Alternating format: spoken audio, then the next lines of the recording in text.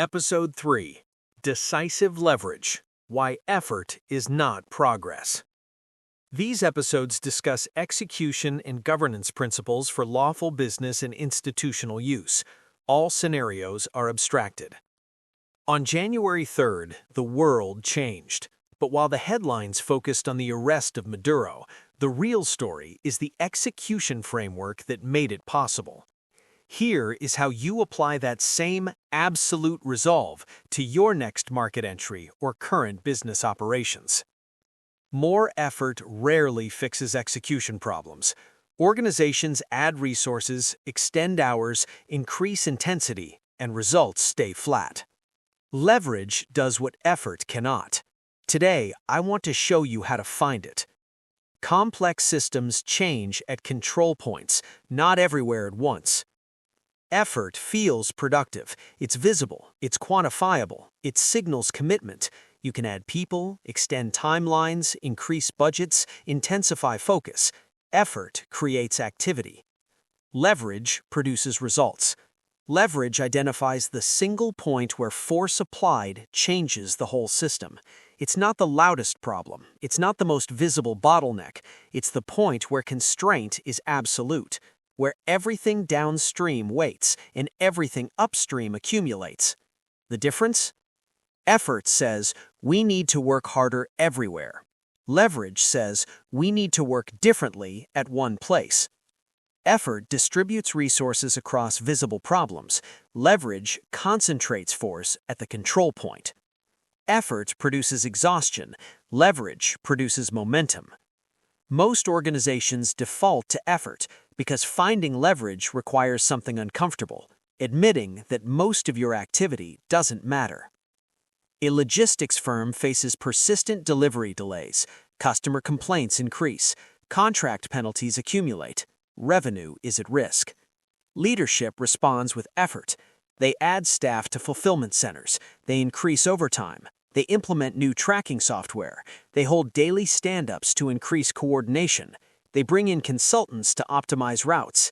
6 months later, nothing improves. Delays persist, costs have increased, but performance hasn't. Eventually, someone asks a different question. Where does progress actually stop? They trace a typical shipment.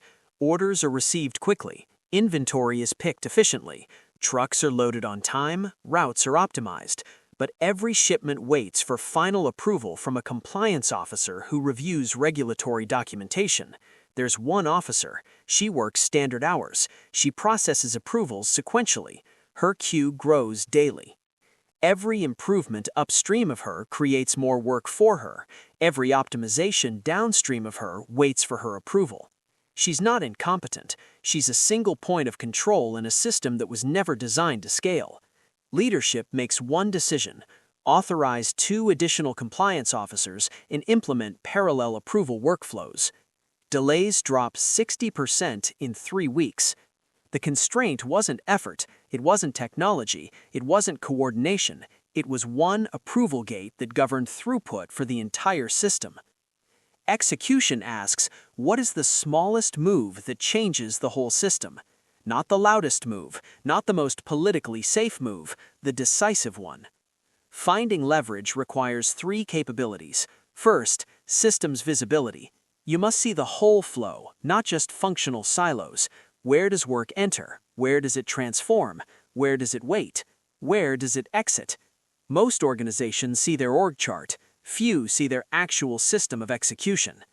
Second, constraint identification. Where is throughput actually limited? Not where teams complain most, not where effort is highest. Where does capacity govern output? That's your leverage point.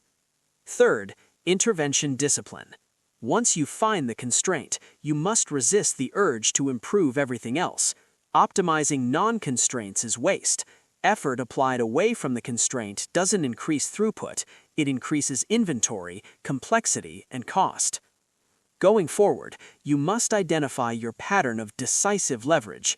In manufacturing, it's the slowest machine on the line. In software delivery, it's the senior architect who approves every design. In sales, it's the contract review process that delays every deal.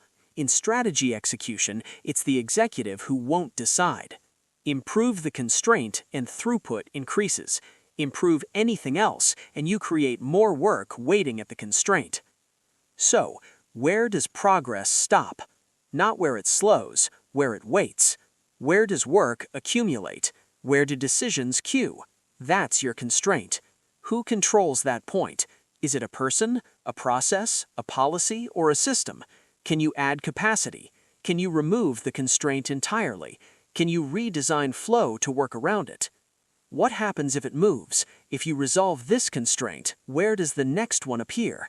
Leverage is sequential. Fix one bottleneck and another emerges. Elite execution anticipates the next constraint before it binds. As we finish the current episode, focus is not restraint, it's precision. It's the discipline to apply force where force matters.